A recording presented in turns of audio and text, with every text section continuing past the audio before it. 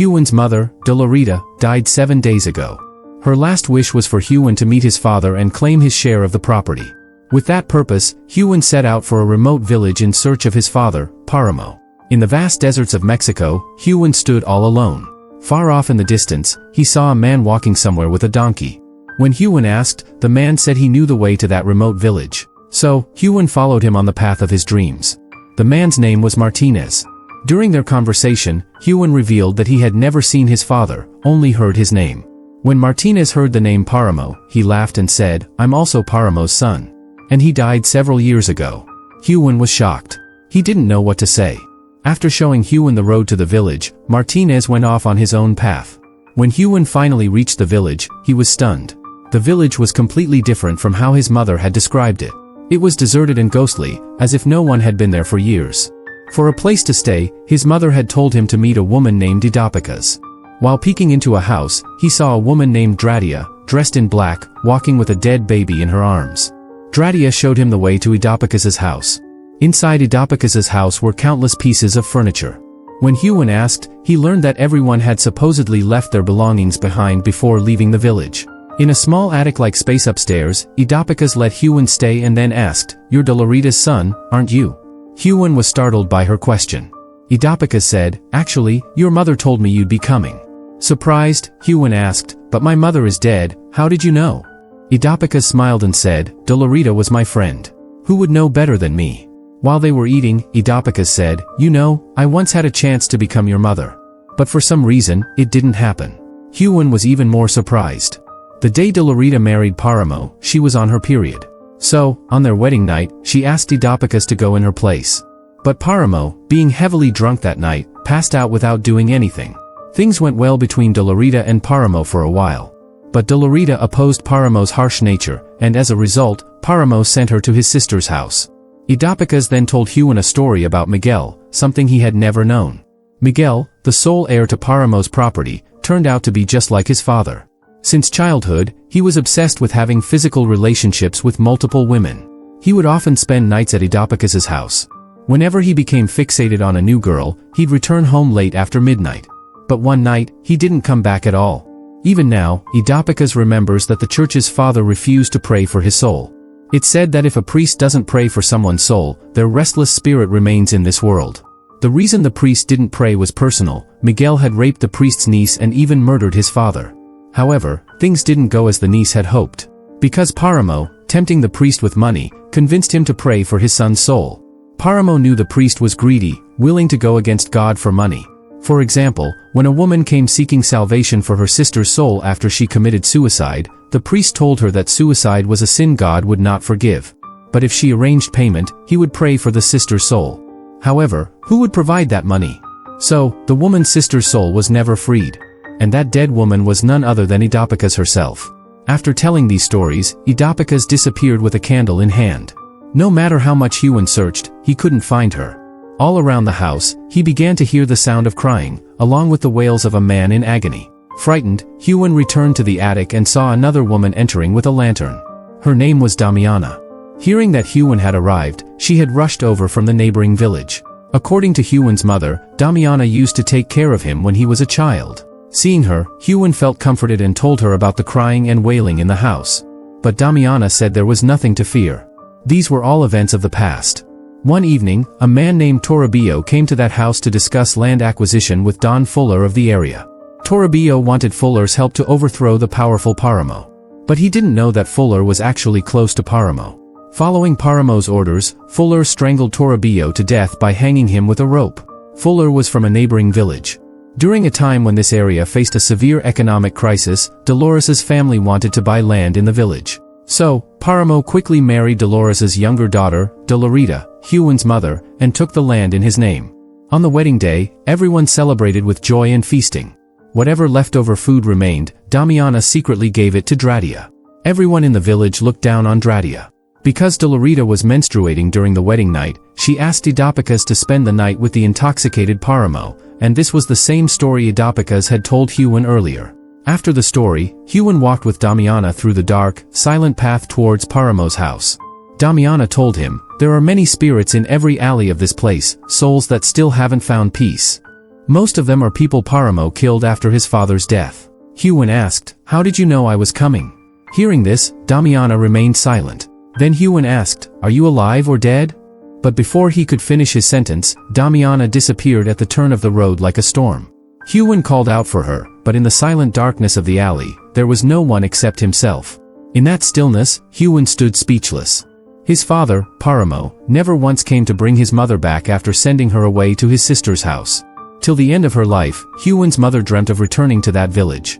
Suddenly, the murmuring of two women was heard. Upon seeing someone, they hid inside a nearby house. Hewin ran toward them, but they vanished into the gusty wind. Not just that, under the moonlit sky, Hewin saw all those helpless souls whom Paramo had brutally killed. Trapped between the illusions of dream and reality, Hewin ran to save his life but tripped and fell a little distance away. There, he saw a couple. They offered shelter to Hewin in their home and proposed to show him the road in the morning. Exhausted, Hewin lay down on the floor. All night long, Hewin shivered with fever. In the morning, when he woke up, he saw the woman sitting beside him, completely naked. The man who was with her wasn't her husband but her brother. At one point, Paramo and even Miguel had taken advantage of her, one after another. And perhaps Hewin would too. But Hewin ignored her naked body and went back to sleep. Time passed like the flowing river. When Hewin regained consciousness, he saw that the woman of flesh and blood had turned into mud. Her brother's soul had been waiting all this time for another man. He had already left, and with him, the woman's soul too found freedom. The entire house was filled with mud. Terrified, Hewin ran out of the house.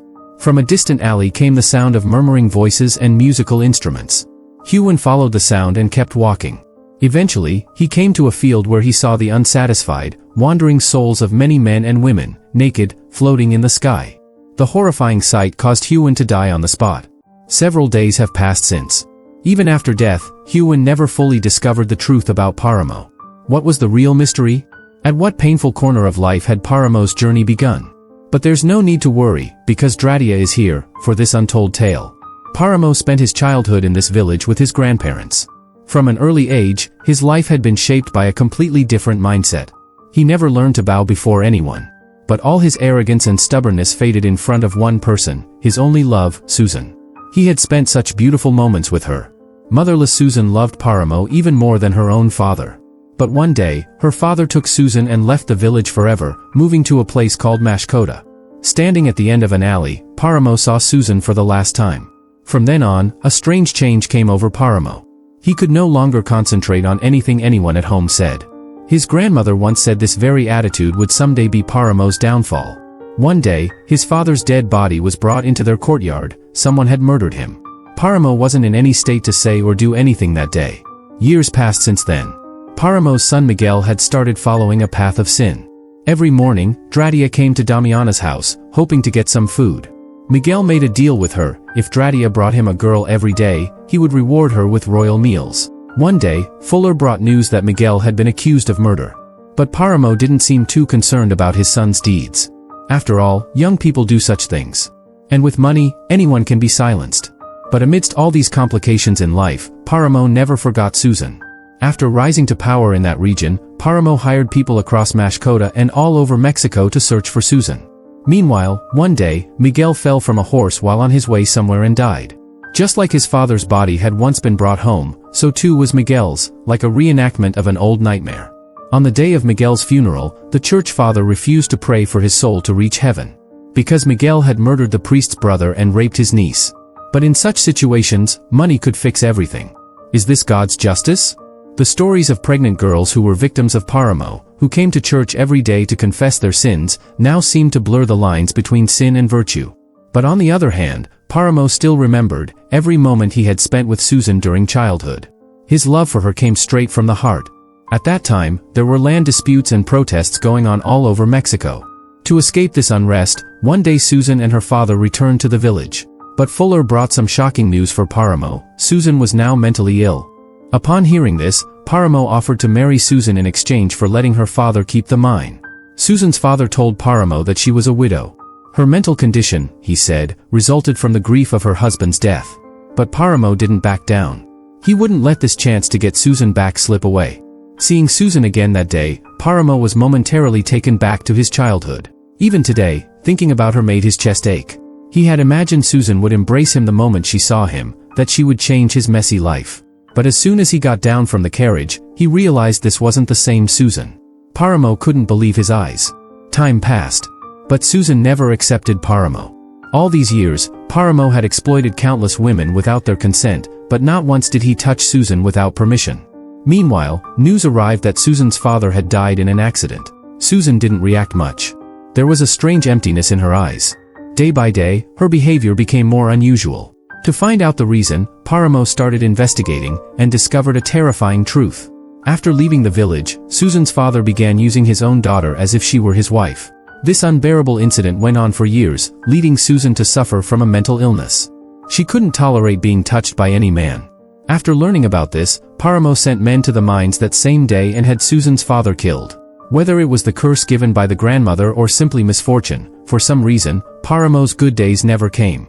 Many people in Mexico raised arms against the oppressive government and the main culprits behind land acquisition. Fuller was the first victim of this rebellion. To control the situation, Paramo made a deal with the protesters by offering them money and brought them over to his side.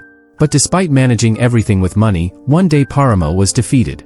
Overdosing on addictive drugs, Susan eventually let go of all earthly attachments and died.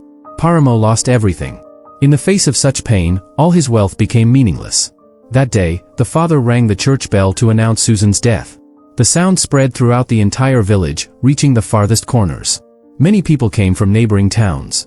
But after Susan's funeral procession, the next chapter of her farewell turned into a celebration.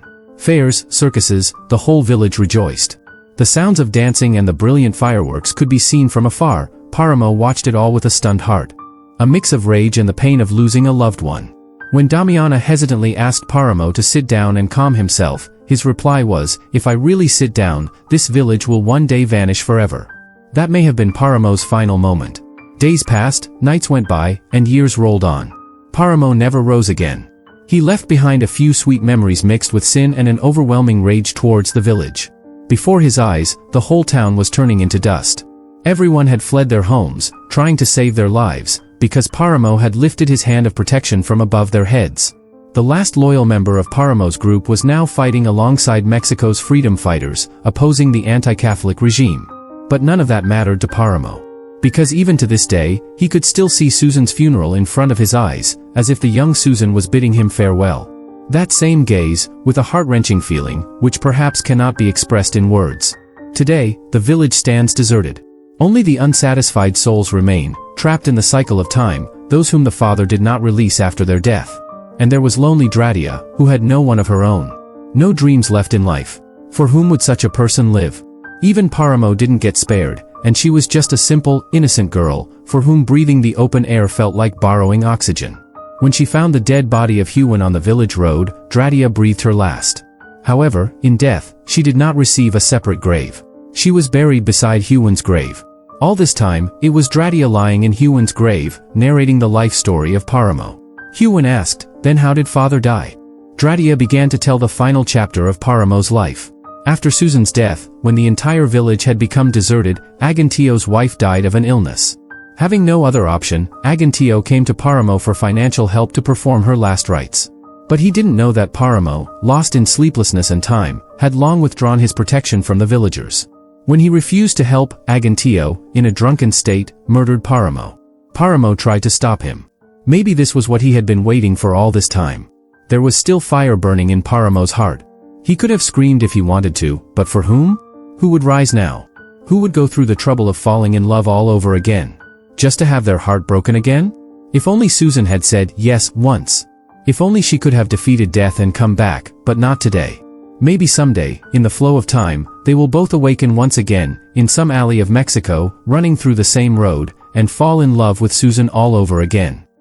Make sure to subscribe and turn on notifications so you don't miss out on more videos like this. Thanks for watching.